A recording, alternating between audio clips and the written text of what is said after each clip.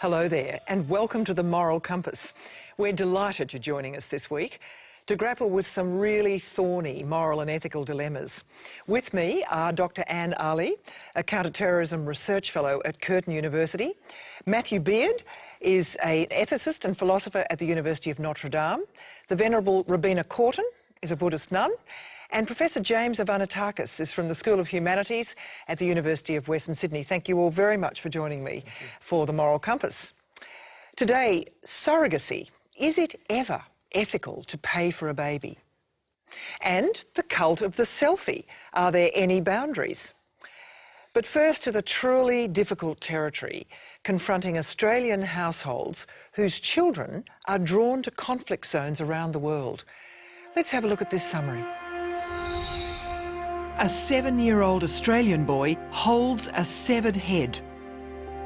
This image focused attention on family in a way no one could have imagined.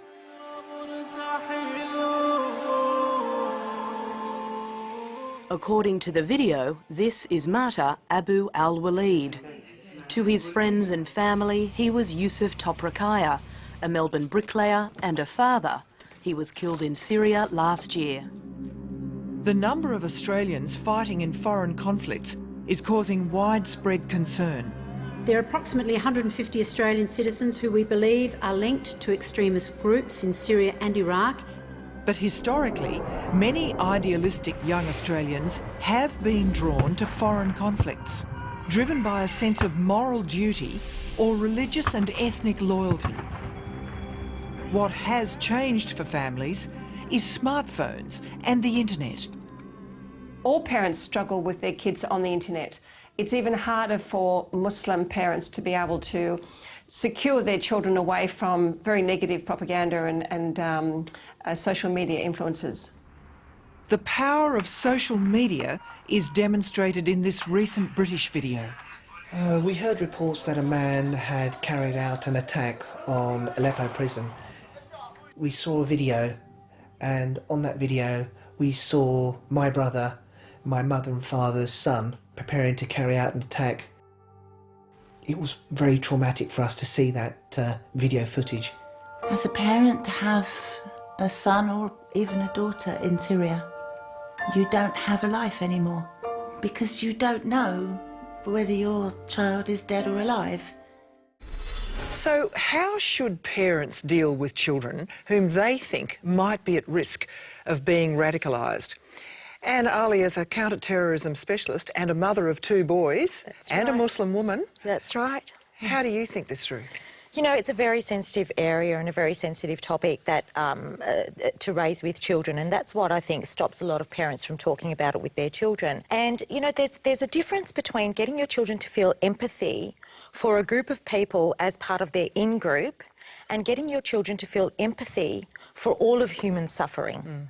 And I think that's kind of what I tried to do with my children too, was when they were young, was to talk to them not only about Muslim sufferings. Like, say, Rwanda, you could quote the Rwanda tragedy. Exactly. Is that what you mean? Exactly. So you look at others and take it away from just that sense of only Muslim suffering? Exactly, and you show them that there are other minorities around the world that have suffered, and that human suffering of groups, for example Muslims, but also other minorities, Aboriginal people right here in Australia, what they've had to deal with for the past 200 years or so.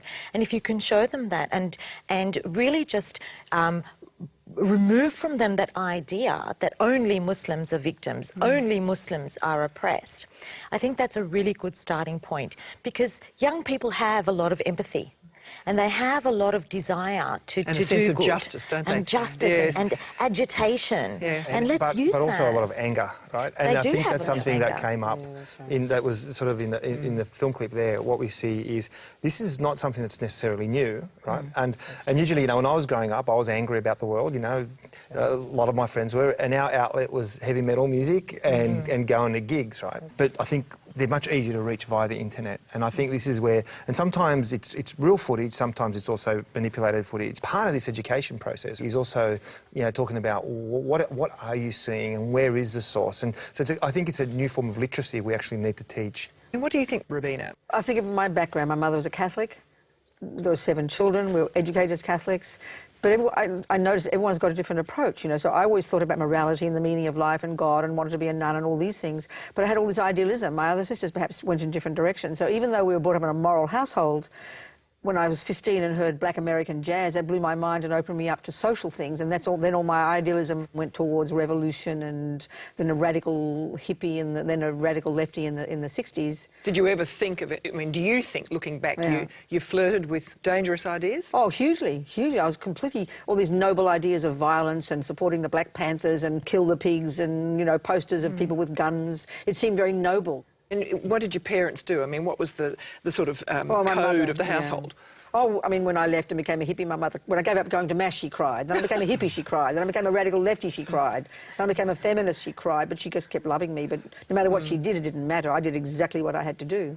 I mean, ethically, Matthew, this is your territory. I think that we need to have a very serious discussion about family responsibility, about community responsibilities, and then about national responsibilities. And I think that each of those levels is going to play an important role in inoculating against the possibility of extremist thinking. And it is propaganda. James is right to say that a lot of this stuff is false, especially when we're talking about people wanting to go to fight in Syria and Iraq for the Islamic State. There is a very well-cultivated message that is spreading falsehood to try and persuade people to come and fight for a cause. You might exaggerate things, but the fundamental principles, and if your heart relates to that, you'll want to go off and fight, won't you? Well, yeah, I mean, there's a shred of truth in everything, and that's how you get someone through the door. Sure. But the difficulty is that you can manipulate that shred of truth to hide all of the other complicating factors and make this seem like a much simpler struggle for freedom, struggle for an Islamic State against oppression. I mean, James, you work with young students. I think the biggest challenge is idealism, right? This idealised view of an Islamic State or, you know, of an ideal world somewhere. And so, you know, and I think that one of the important things is never to actually have topics that are taboo, right? That you need to encourage the students to actually be able to raise these issues, you know? Other really, really hard questions around, well, you know, does the government hate Muslims, right? And that's a question I've been asked. Does the government, what is Team Australia, you know, the recent announcement about Team Australia, is that an anti-Muslim message, right? And I think they're really, really important questions to be able to allow people to ask and then be able to say, well, actually, let's unpack what's being said.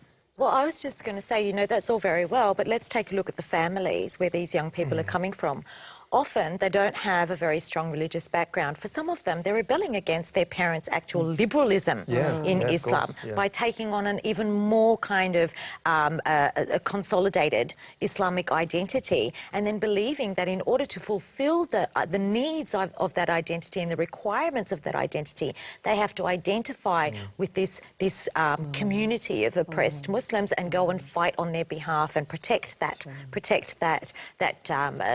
collective, when in fact they're actually protecting their own identity, really. Well, I think identity is a crucial issue, isn't it? It's very central to this. It's very central to this.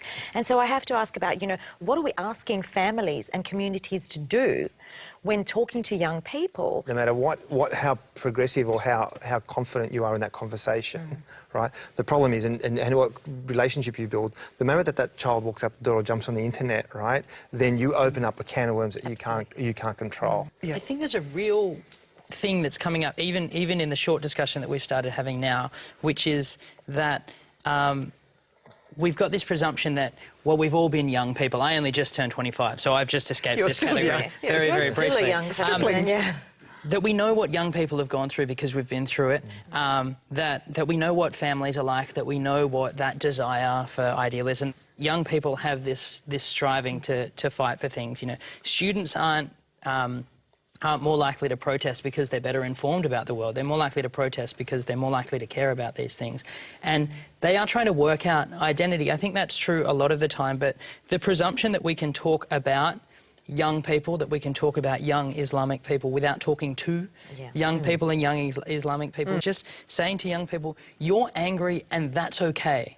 That's good. There are genuine things that it is right to be angry about in the world. That's true for Islamic communities, that's true for Aboriginal communities, that's true for almost every subculture within Australia, is to say that that anger and that frustration about a cause is good, and it's right that you want to express that. The question is, what's the appropriate mechanism to do that? And if we don't provide within our own community an appropriate mechanism for expressing and vocalising an opposition to injustice, people will look somewhere else. I think there's a misconception that these young people who go to fight are, and I've heard them being called monsters. They're not monsters. They're not. There's no psychological aberration there. There's nothing wrong with them mentally. Most of them are going in there thinking that they're actually going to be doing something positive, good. Yeah. Look, there are two sides to citizenship.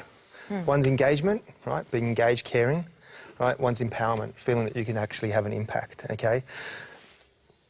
Following Matthew's point, right, where in our society can a young person feel that they're being listened to and have an impact? And then you get this situation over here where someone says to you, come here and help us build this beautiful, idolised, perfect state, right, where you will be recognised for who you are, right? That is a very, very tempting thing for someone who feels marginalised and ignored. Why do you say marginalised? Why do you assume it's the action of a person who's not doing what they want to do and not growing through their process? Part of them are marginalised. You can't assume that part of them aren't marginalised. I tend to agree with Obina. I think that the marginalisation life. hypothesis has been made out to be more than it is, and not really based on any empirical evidence here that a lot of these young men are actually socially or economically marginalised. In fact, the four young men who carried out the London bomb attacks weren't marginalised at all, and the reports that came out of that were that they were participants. Studies that have shown that. Yeah. Not all of them. But it's not even like I'm not talking about economic and social marginalisation. I'm talking about a sense of marginalisation, right? And this is, I think, people feel that they have no sense of empowerment, right, except to vote once every 4 years, right? If they feel that no one's listening to them, right, you can give them all the economic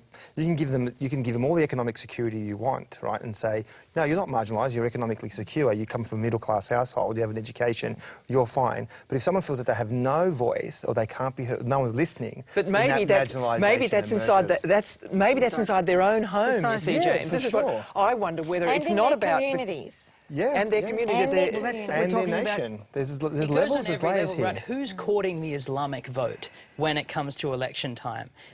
This is a group that is part of our society. One of the big problems is that Muslims are treated as a monolithic community, the Muslim community, and by treating them like that, you're quite purposefully, I think, separating them from other. Why aren't they treated just as Australians? Why aren't they spoken to just as Australians instead of as a community? Yeah, but this happened to the Vietnamese community, happened to the Catholics years ago. I mean, there's always labelling. I don't think we should get hooked, totally carried away with labelling. I think that, and then the more successful your community becomes, you move beyond the labels. But that's also assuming that there's one community. There's not. No, Muslims are extremely diverse. There are several communities, and then you have the leaders of the community that they're engaging in order to stop radicalisation or stop young people becoming extremists. And these leaders have very little or no influence on these young people. But that's the question that I think preoccupies me most. Why not? Because generally elders within communities do, and if you're right, then that's a real issue for various Muslim communities to wrestle with, isn't it? Well, if I was to ask anyone on this panel who was the most influential person in your life, would it be somebody from your immediate community? You mean when you're a child, when you're young? As you were growing up in your teenage years? Well, I mean, all the statistics, despite everybody worrying, it's still parents, massively. Family and parents. We won't solve it, but I hope at least we've ventilated some other aspects, some other angles on this extremely hot topic of the moment. I invite you to join the discussion on our Compass Facebook page or on Twitter using the hashtag ABC Compass, or you can have your say on our website message board. You're watching The Moral Compass. And now to the ethical minefield, another one, that is commercial surrogacy. Let's have a look at this overview. Candice Elizabeth was born here at 7:09 this morning, and doctors say both mother and daughter are fine. Since the birth of Australia's first IVF baby, reproductive technologies have progressed rapidly. But with these technological developments come a host of medical, ethical and moral dilemmas. Being able to have children is not a human right. Sometimes the biological limits need to be recognised. Some people will not be able to have children. The recent plight of baby Gammy shone a spotlight on commercial surrogacy, the new frontier of assisted reproduction. 21-year-old Pataraman Chandler, a mother of a 6- and 3-year-old of her own, was a surrogate for an Australian couple. Now she's left with a disabled baby, 7-month-old Gammy, who the Australians left behind. I have great reservations about commercial surrogacy. Clearly, it's important that couples who are striving to have a family should have as many options available to them as possible. But for many of us, it just sticks in our throat that a poor woman is being paid money by a richer person to take risks with their own health. Australia only allows altruistic surrogacy, which involves no financial gain. So thousands of Australians, couples, singles and gay men travel overseas and pay for a surrogate. Lisa Banfield and her husband chose to hire an American surrogate. We felt very comfortable paying somebody for their time to enable us to have a child. We felt it was an excellent business arrangement. We rented that womb for a short period of time because I no longer had one. So, science has made surrogacy possible, but is it ethical to commercialise it? James, what's your opinion?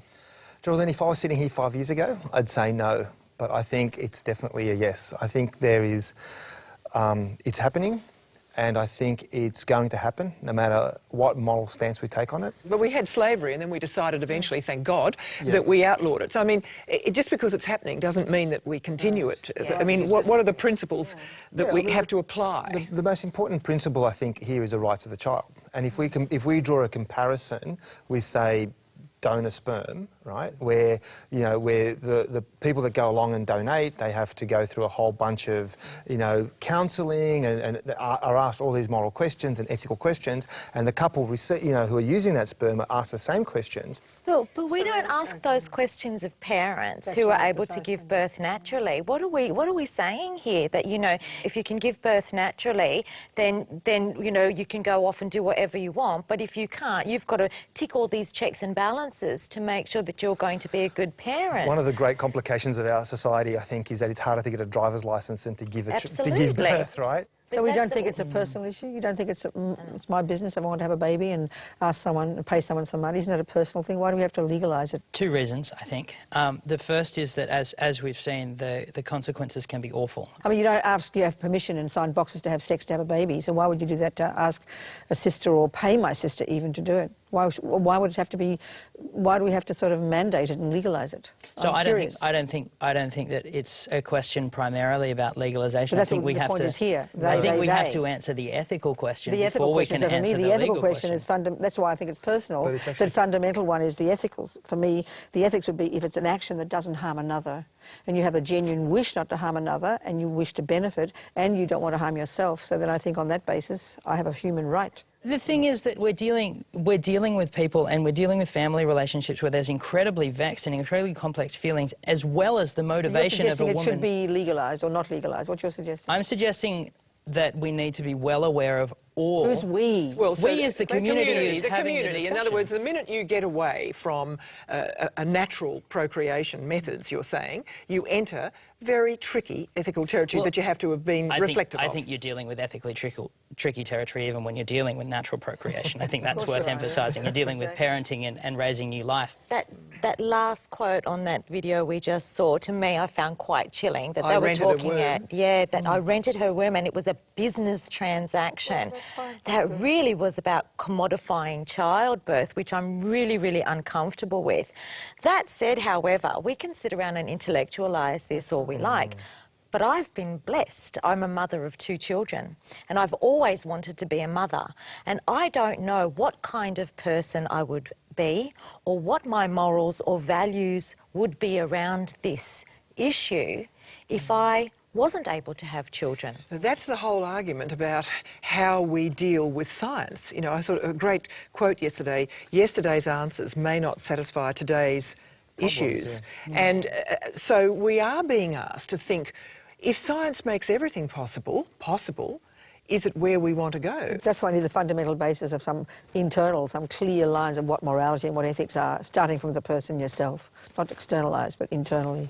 Has to be this, doesn't it? But there's still a question there in terms of, I mean, the throwaway line, you know, the road to hell is paved with good intentions. Intentions are an important part of morality, but exactly, they have to be informed by wisdom, and I think that's what proper morality is, mixed with wisdom. I don't question you on that whatsoever, but what I do question is whether a practice that says, for instance, I'm going to rent a womb, I'm going to understand another person with whom I'm relating with on the basis of the things that I can obtain from them.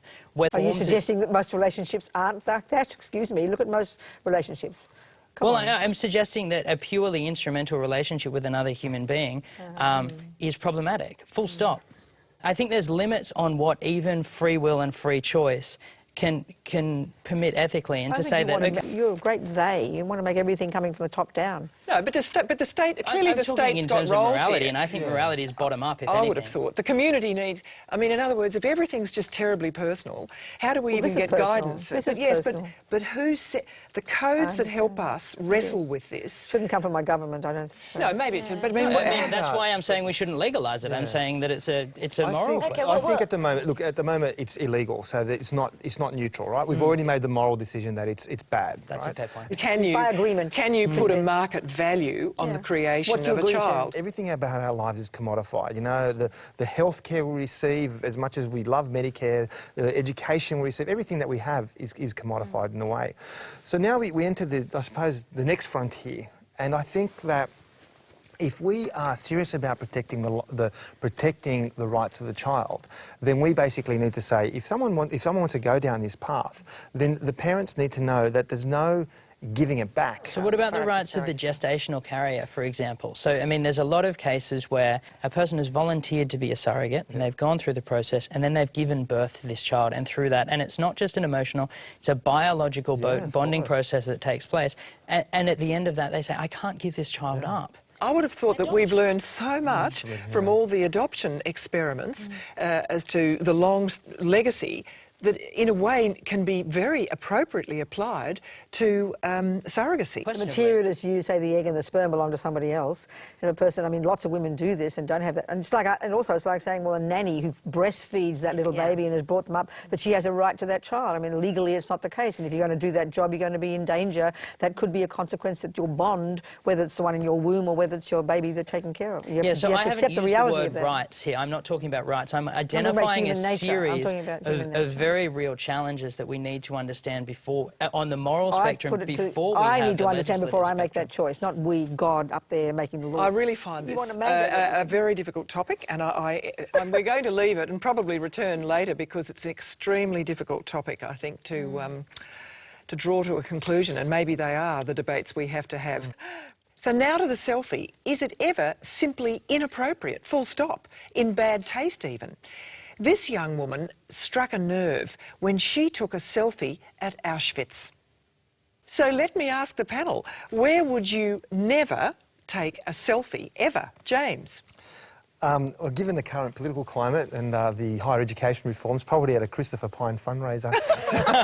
But look, I find selfies in most sort of religious spaces, or actually in any kind of disaster zone, very uncomfortable. So that'd be... Why? Well, I think the thing about, I think the problem with often a selfie like that is less the selfie itself, because it's a smile that young girl had. And I think, a generation ago, taking a photo in front of a place like that would have just been ignored. You'd show it to 2 or 3 friends. How would you answer that, Anne? Where would you never take a selfie? I would never take a selfie at a funeral, because I cannot imagine myself sitting with my grandkids and going, and here I am at your grandfather's funeral, and here I am at, your auntie's funeral. It just doesn't sit right with me. Now, Robina, do you ever take selfies? No, I don't actually. I tried it with my iPad, it doesn't work. We should have got one now, actually. That would have been... So, notionally, is there... Well, the only problem with that was because she smiled, the poor thing. So you think the smile's right? The smile was the problem, yeah. Matt? I'm going to duck the question a little bit. I think I'd be hesitant to take a selfie in any space where the focus should be put on somebody else that's not me. So I'd be hesitant to do what the Barack Obama did and take a selfie at Nelson Mandela's funeral. Somewhere where we're celebrating someone else's life. This isn't about me being here. This is about sharing in the achievement of somebody else, first and foremost. So I agree. That sounds very nice, Matt. I'm glad we can agree on something. What a perfect place to end. I think we're sort of in furious sort of agreement. A big thanks to our panellists, Anne Ali, Matthew Beard, Rabina Corton and James Avanatakis.